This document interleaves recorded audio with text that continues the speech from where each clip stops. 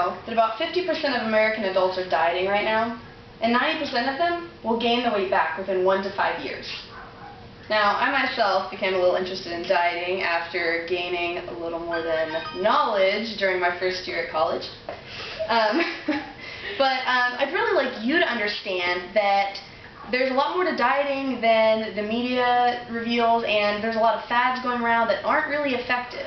And I think it's important that you understand the facts if you really want to get the most out of dieting. So, the point is, diets don't work because of the user, not because of the diet. So I'm going to tell you about my definition of the diet and what different sources say dieting is and how the misconceptions can mislead you. And then I'm also going to reveal some of the mistakes that people make, why it doesn't work. Then finally, I'll just tell you about a few points of advice that may help you get the most out of dieting. So, what is a diet?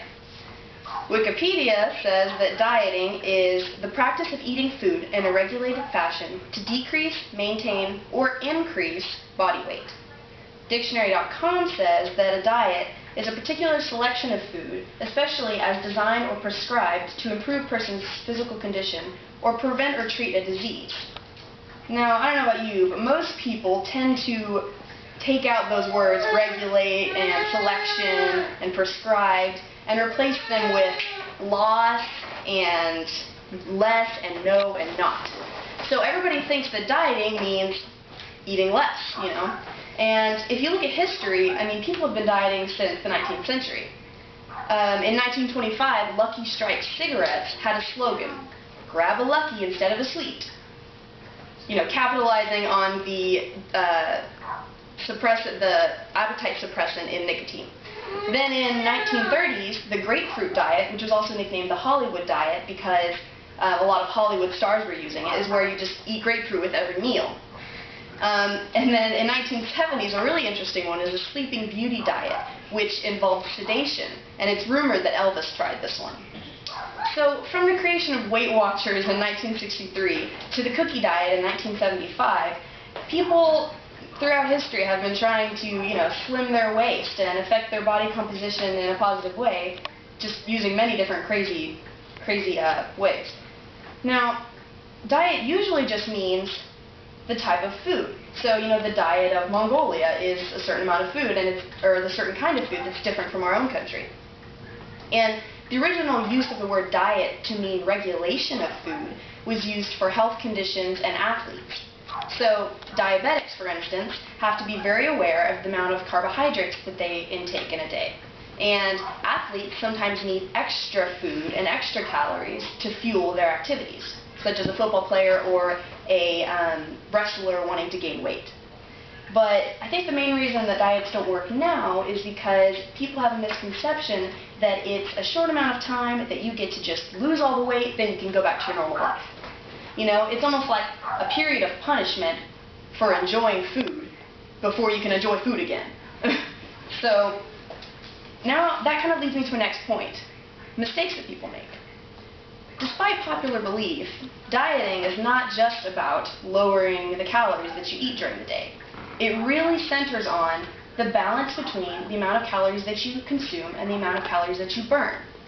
So, a lot of people aren't willing to put in the work it takes to burn the calories. So they may lower their caloric intake, but then they feel like they don't have to be as active, therefore negating the effects of eating less. Now, if you are willing to be active and you exercise a lot, make sure that you don't eat too little, because too little calories don't support your activities just during the day or work or exercise, and that can be unhealthy as well. For instance, my friend Carly in high school, a lot of times she didn't eat lunch. And it was mostly just because, you know, she didn't have time to make it in the morning. And sometimes we'd offer her food, but she was like, oh no, I'm not very hungry.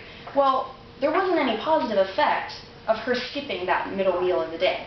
In fact, it had a negative effect. She didn't lose weight. In fact, she became more fatigued, she couldn't focus as much because she wasn't getting the calories needed to go through the day with a healthy body. Because when you don't eat enough, your body kind of goes into this famine state, which means that it wants to store up the fat. So then you're not losing it. You know, you're just hanging on to it because your body's worried that you're not going to get enough food. So a lot of times, another mistake is that dieters get lazy or frustrated with the diet. They think it's not working, so they just give it up or move on to another one. When in fact, they're just being impatient. You know, it takes time, and it's not something that can be temporary. So now I want to give you a little bit of advice. On CNN.com, an article said that processed sugars and other high glycemic starches increase inflammation, which causes pain, overeating, redness, and swelling. So while inflammation is important for the body's healing process, chronic inflammation is at the root of many deadly diseases and weight gain. So the important thing here is that it depends on what you eat, not exactly how much of it. Well, it depends on how much and what you eat. So a holistic nutritionist, her name is Mary Vance, claims that if you have a goal of weight loss, it's important to determine which foods you're eating that are preventing weight loss. Maybe gluten or dairy or soy, grain, corn, sugar. It's different for everyone. Everyone is physiologically different. And that's why diets don't work for some people, because they're not paying attention to what's healthy for them. So the key is finding a sustainable plan with real food that nourishes, not deprives you. Another thing that Mary Vance talked about was, all the different, lean cuisine and Slim Quick and Jenny Craig. All of those, they're not appetizing. They're all low fat, which means they're not tasty. And oftentimes you eat them thinking that's going to substitute a meal, but there's too little calories for you to actually live out your day. So what I've talked about now is the ways that people interpret dieting and how it's incorrect, how diets are not just a temporary solution, or that's all they are, is a temporary solution.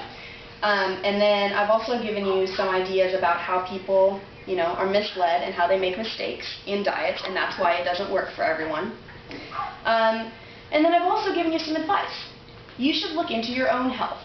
What is it that makes you gain weight? Or what is it that prevents you from losing weight? And this could also have to do with, your daily activities and the types of foods that you're eating. And so that's what the key is. So now, I'd just like to present you with this final thought. The next time that you're wanting to change a habit, and it could be weight loss, but it also could be better health composition. Maybe you're not overweight, but you know that you're unhealthy because you're tired a lot, and it's not because of lack of sleep. So anytime that you're wanting to change a habit, I urge you, don't turn to dieting. I think that it would be better for you to have a lifestyle change, Pay more attention to everything that you eat, not just for a temporary amount of time, but, taking the right pills every day to make sure that you do the right nutrition. So it's a lifestyle change that can help you avoid gaining weight that's unhealthy and can help ensure long-term success for your health. Thank you.